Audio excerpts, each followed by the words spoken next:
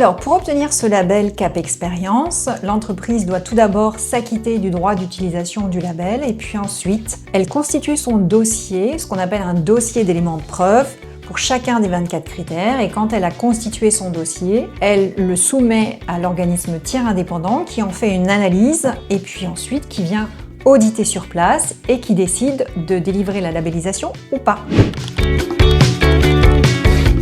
Alors, est-ce qu'on doit être accompagné dans cette démarche? Eh bien, c'est exactement comme les processus de certification ISO. Donc, tout dépend des ressources que l'entreprise a. Mais même quand les entreprises ont des ressources en interne, très souvent, elles font appel à des cabinets conseils d'audit et de formation comme le nôtre, puisque nous, c'est notre travail.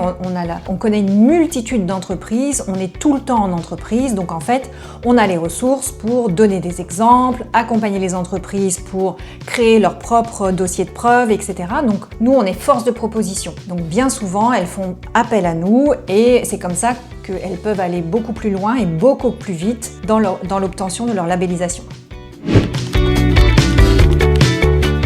Alors, une fois le label obtenu, l'entreprise met en place les recommandations d'amélioration de l'auditeur. Donc, elle continue à mettre en place et à faire vivre ce label. Et au bout de 18 mois, l'auditeur revient pour faire ce qu'on appelle un audit de suivi qui permet de voir si le projet n'est pas en train de dériver et que l'entreprise continue à améliorer son process. Et au bout de 3 ans, l'entreprise remet en jeu sa labellisation et donc l'auditeur revient auditer pour délivrer à nouveau, c'est ce qu'on appelle un audit de renouvellement du label et l'entreprise repart à nouveau pour 3 ans.